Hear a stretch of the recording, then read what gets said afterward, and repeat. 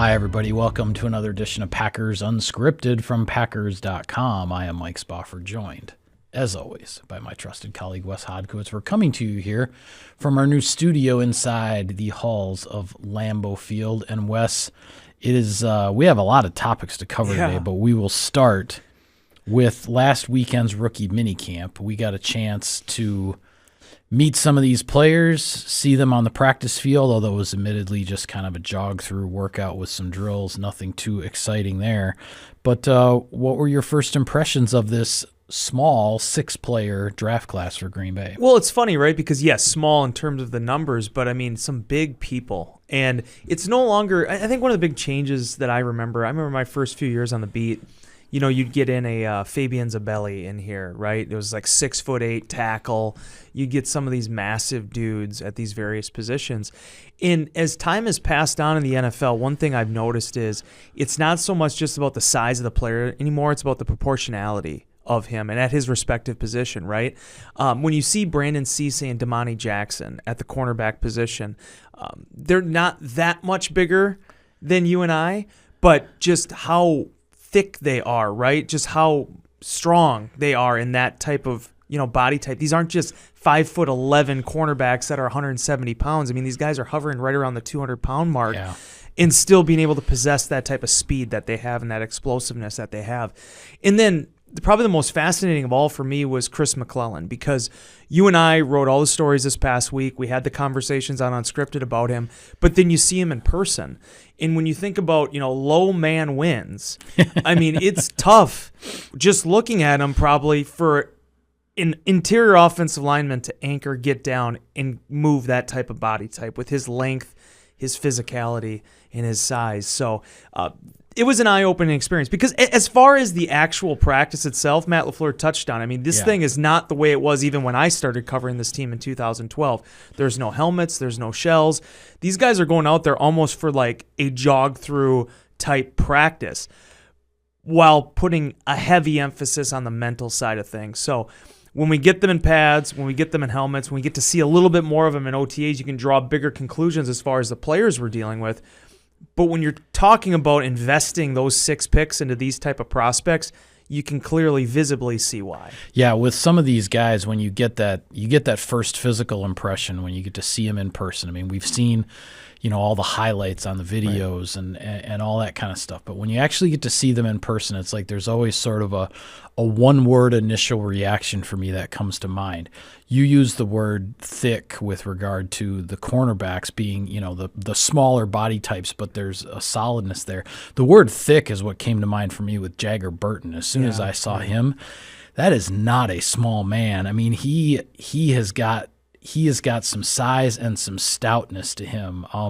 With Chris McClellan, the word leverage comes to mind, right, because of the body type that he has. And then when I see Denai Dennis Sutton, it's the word length, because it's not something I really noticed watching his highlights from Penn State, but getting to see him in person, it's like, wow, not only is he so tall that he his head kind of stands up a little bit higher in the defensive huddle, but then the length of his arms, when you look at like the wingspan, and we were talking about, separation with, why they measure arm length and all this kind of stuff that goes on at the combine.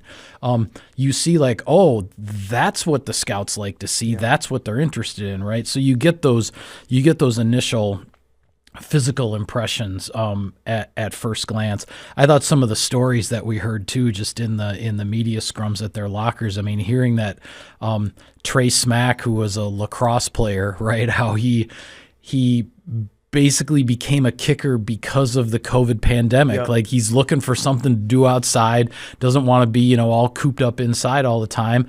And his high school took down all the lacrosse goals, so he couldn't go out and just practice lacrosse on his own with nobody around. But what couldn't they take down? The goalposts on the football field. So he started kicking field goals like on his own.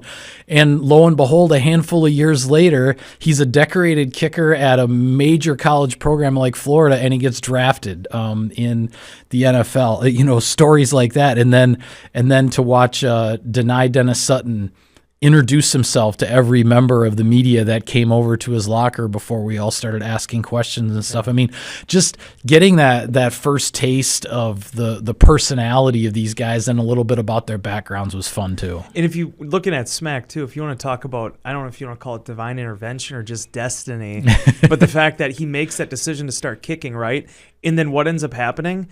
One of his teammates on the lacrosse team, oh yeah, his dad's Matt Stover. So it's like you got a guy that kicked in the league for 15 years, just happens to be a parent on your lacrosse team, and then is a guy that Trey was able to use as a resource early on as well.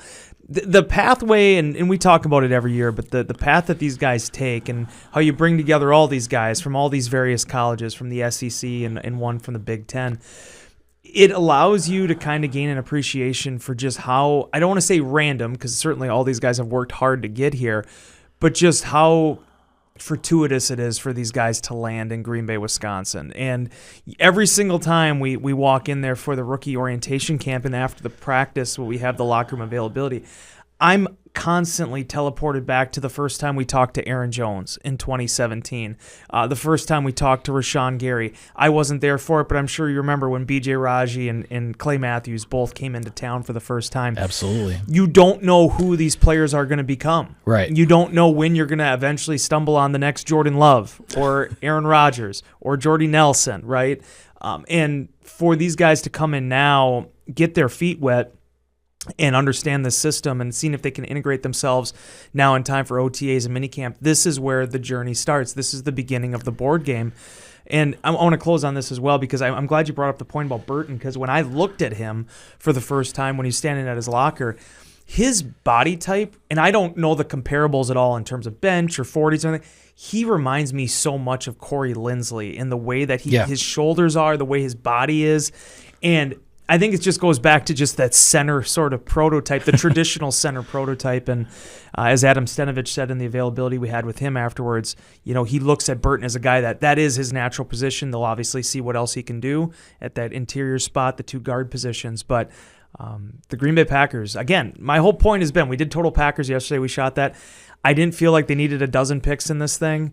They found a few good men, and I feel like that's going to be exactly what they need now to get them across the finish line here in 2026. Yeah, well, we also heard from on Monday this week the Packers coordinators, and we're going to be hearing from the other assistant coaches on both sides of the ball over the next couple of days. And on our next show, we'll be able to talk about what we heard from them.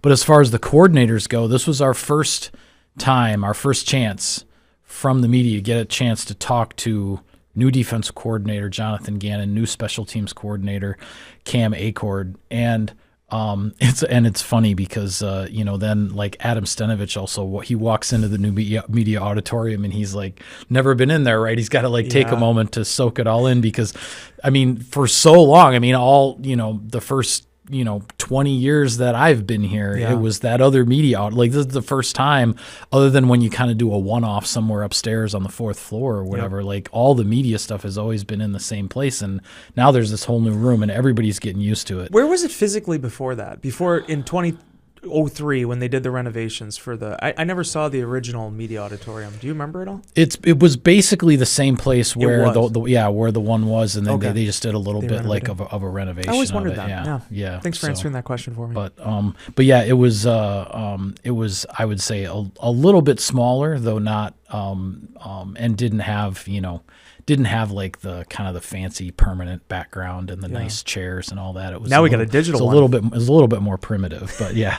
Now we have this like digital screen back there that flips around with the different advertisements and everything else. But I want to ask you, I mean, I guess it's another first impressions kind of question, but whether you want to talk about Gannon or Achord, which of the two new coordinators, what were your first thoughts? Well, let's start on Gannon because obviously that's been a popular topic throughout the offseason. I thought you wrote a really nice story on Packers.com, kind of exploring his philosophy as a coach, as a defensive mind, and obviously the new chapter that he's starting in his career here.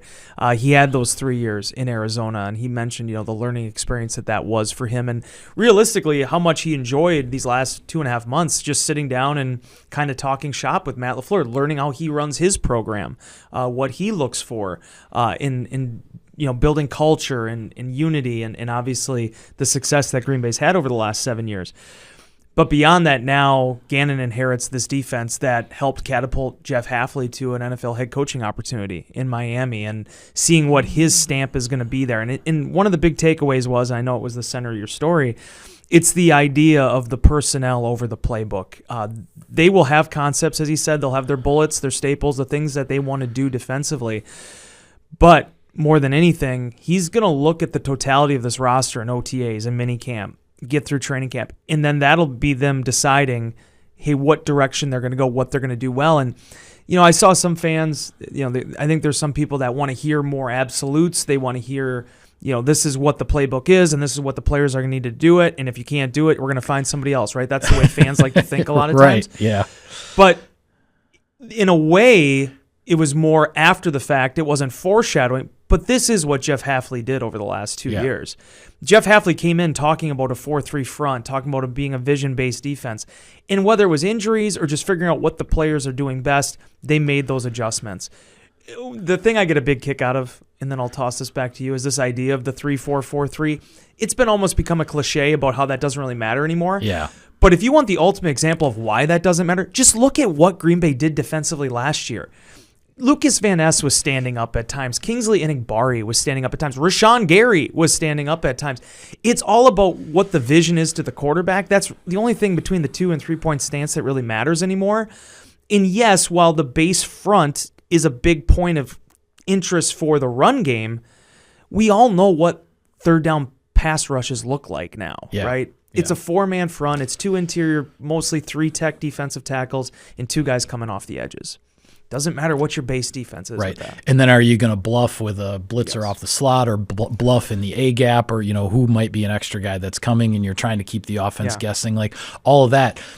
Everybody does the same stuff. It's just how do they make it look so that they make it more challenging for the offense to try to figure it out. But everybody's doing the same thing. It's just it's what the presentation of it is to try to get that, that extra half a step or that extra half a second that gives you the edge on a particular play. What I find with regard to Gannon and him putting this defense together, and you mentioned obviously you just go back a couple years and the Packers are doing this with Hafley, and I said at the time on this show, I said it in Insider Inbox, that a new coordinator comes in like this, there's going to be an evolution to the defense, right?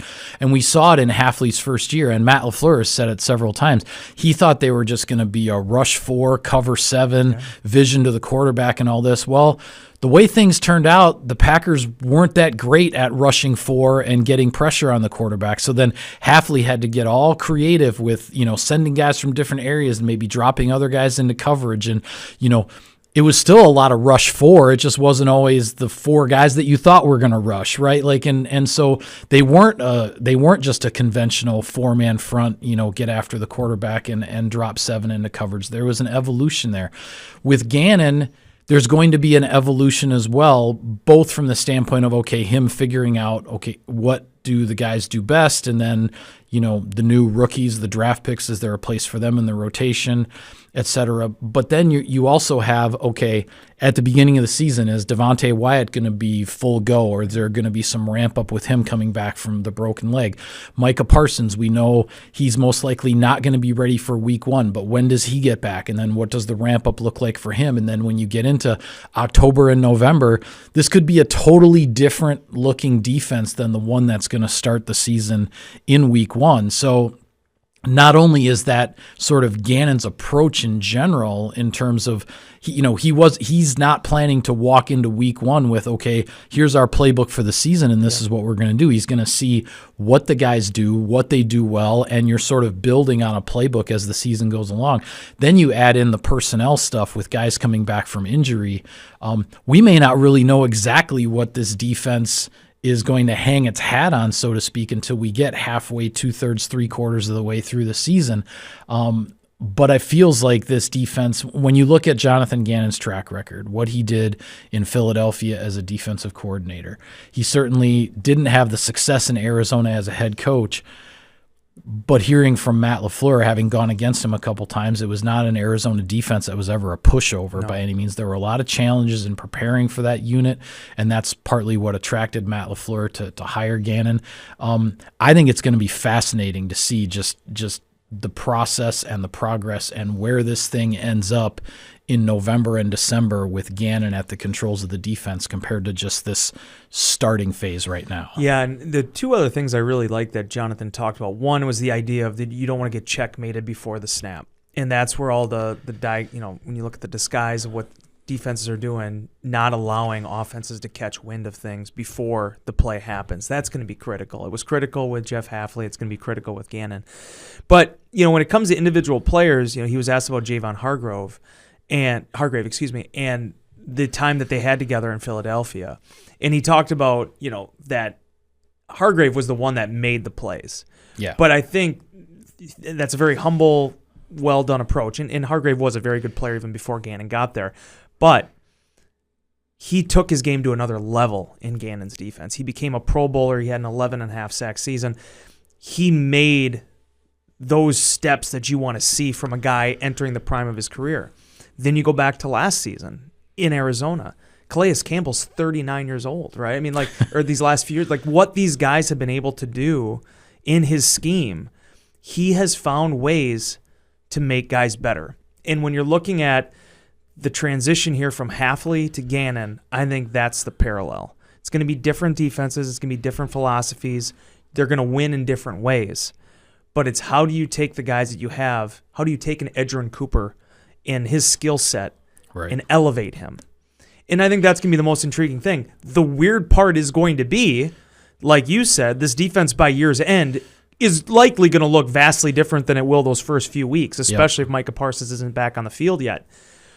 But what does a Baron Sorrell do? What does a Lucas Van Ness do? Yeah. How do the guys that get those opportunities early in the season maximize them? And it's the biggest question mark, but I think it's also what allows this defense to have the highest ceiling now going into 2026. Yeah, absolutely. Well, I want to get your thoughts on new special teams coordinator Cam Achord as well, but take a quick break to pay a couple of bills and hear a word from our sponsor.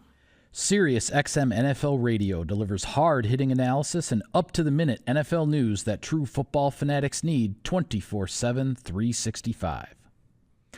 Welcome back to Packers Unscripted. All right, Wes, new special teams coordinator Cam Achord. I don't know if in all my years of doing this, if I have ever seen somebody's coaching history. And we look, whether you're looking at guys like Rich Bisaccia or even Adam Stenovich for that matter, you always see, he worked at this college and this college and then, goes to the NFL, maybe goes back to college like Jeff Hafley did, and then you get back into the NFL.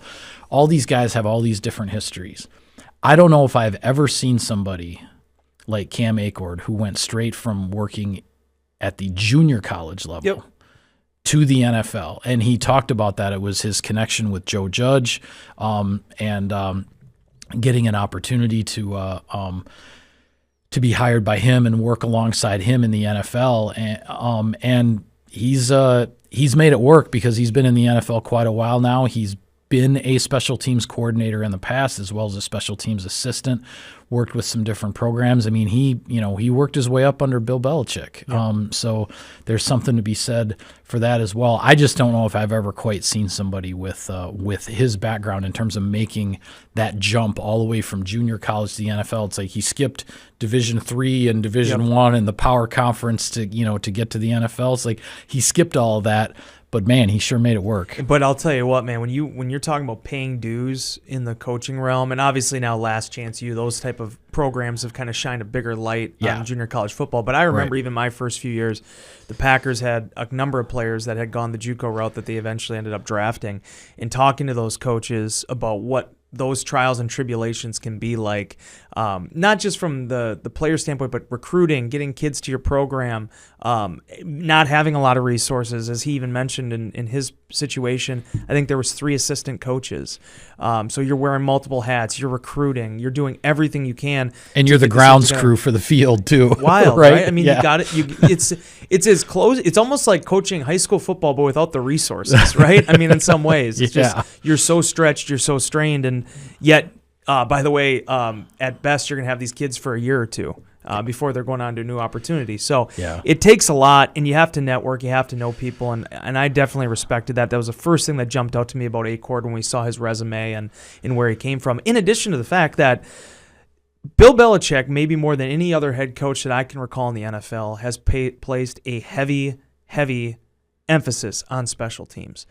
It was his staple. Matthew Slater, right? 18 years, whatever it ended up being in the NFL. Him drafting Joe Cardona out of Navy as a long snapper, I think, in the 6th round. I mean, they worked so hard and emphasized that phase so much that in addition to Tom Brady, in addition to some of the things they did defensively with multiple schemes and whatnot, you almost sometimes forgot about just how brilliant they were on special teams in the prime years of the Patriots dynasty. And they had top-of-the-line kickers like Adam Vinatieri and Steven Gostkowski, who were both longtime guys who got it done for them as well. And now you have a guy in Achord that learned from Judge. He learned from Belichick and has been able to put his own spin on it as a special teams coordinator in the NFL for multiple years.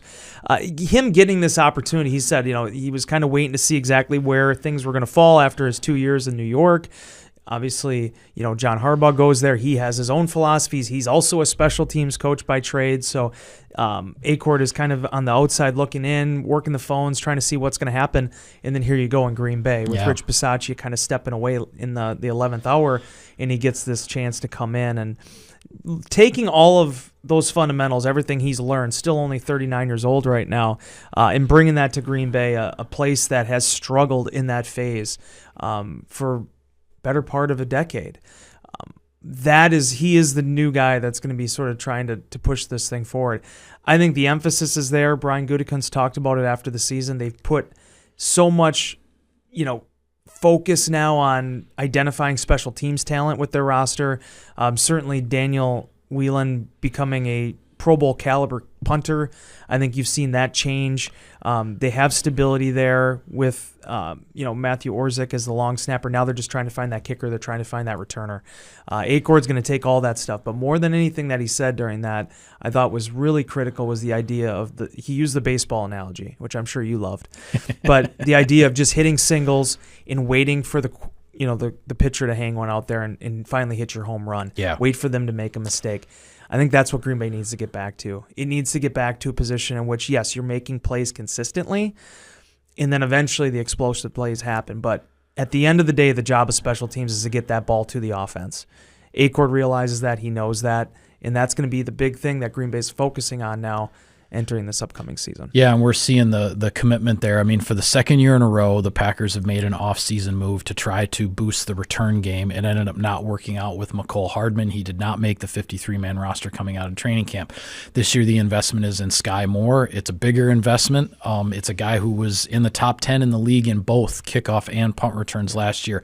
Packers looking for the boost in that area. As you mentioned, they're going to figure out who this kicker will be. And I thought Achord's answer when he was asked about something along the lines of, what do you think about, having this 3-headed kicker competition? And he was sort of like, well, I've had 4 before. It doesn't faze him, right? It's like to him, this is all just part of the process. It doesn't matter that one guy is a rookie, one guy is sort of a first or second year type player with a little bit of experience, and then one guy is an 11, 12-year vet in the league.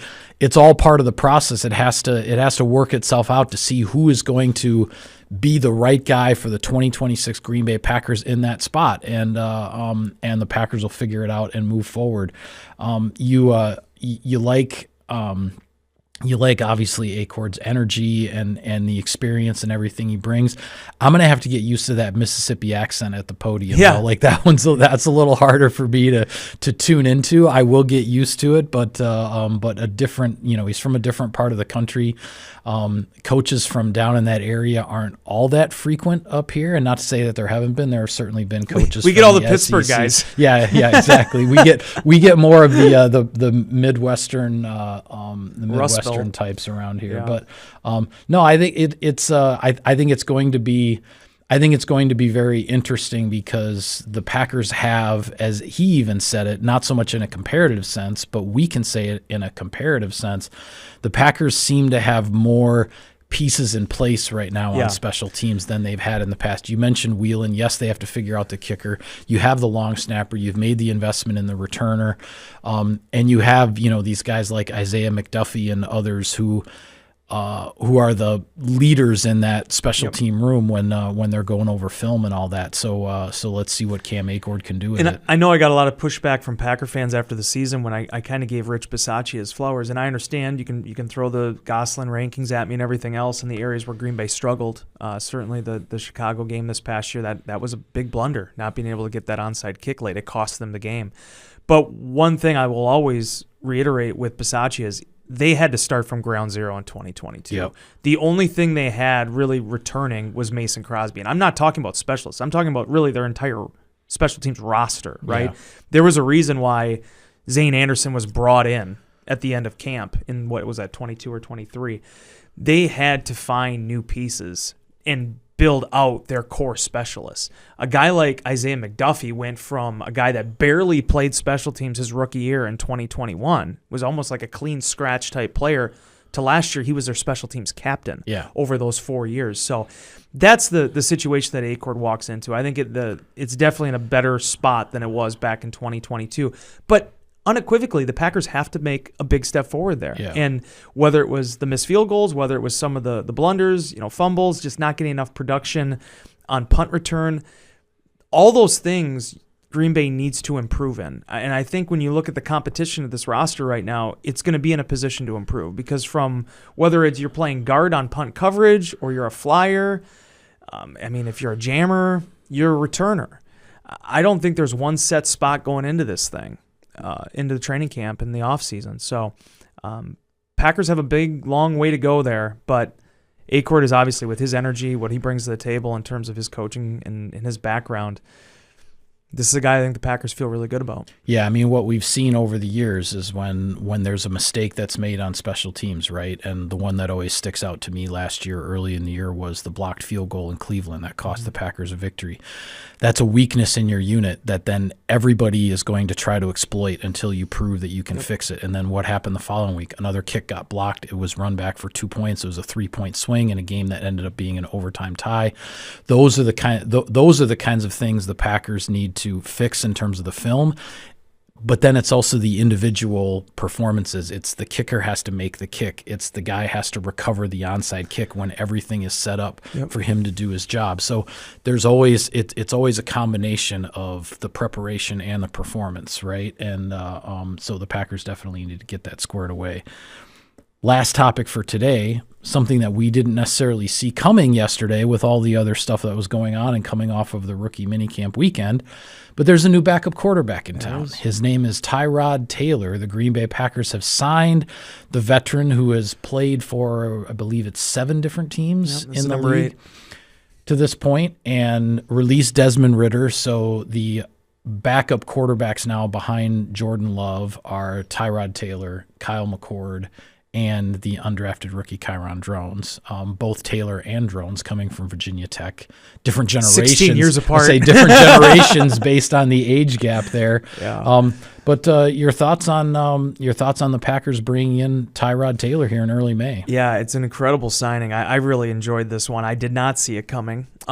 In some ways, I guess I should have, because as I've talked about in Insider Inbox, I think we've discussed a little bit here, the window for the unrestricted free agency ended with the NFL draft. The Monday after the draft, that's over. So anybody that signs now, even if you had an expiring contract from last season, you no longer count towards the compensatory process. Right. And we know how much Green Bay wanted to protect those picks, because that last compensatory pick right now, Kingsley Enagbare, that's going to end up being a 6th-round pick, at least for Green Bay. It's not like we're talking about some late 7th rounder. That's a big asset. So with the way the net loss formula works out, they had to be very pragmatic about who they signed and when they signed them, including Sky Moore, who doesn't affect it because of where his base salary was at. Anyway, more details than I'm sure most Packer fans want to get.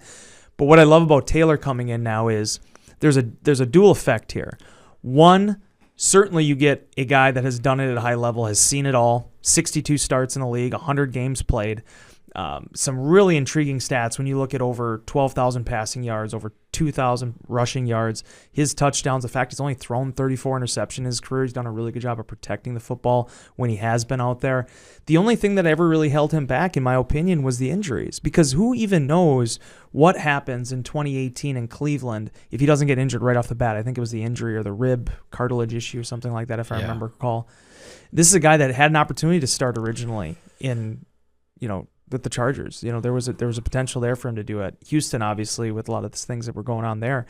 And for whatever reason, mostly injury-related, he's just never been able to get back off the ground in terms of the starting role like he had for 3 years in Buffalo.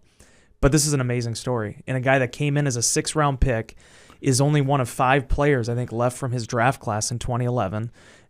Tied for the 5th longest tenured player in the league now at this point. Yeah, there's only one other quarterback from that draft class, and that being Andy Dalton, who's kind of bouncing around as a backup, much like Taylor is doing. And it's wild, too, when you think about, Cam Newton was the number 1 overall pick in that draft. Yeah. And Newton's been out of the game now for 3-4 years already. So NFL careers, none of them are the same, right? Yeah. Everybody has their own path, but going into this 37 years old, I just think there's so much that Taylor can give Jordan Love, who's sitting firmly in that QB1 spot, face of the franchise spot. He did it with Aaron Rodgers 2 years ago with the New York Jets, seconding him. And at the same time, whether it's Drones, McCord, any young quarterback that potentially comes into that room this year, that is a wily vet that has been through it all in the NFL and has lived to tell the tale.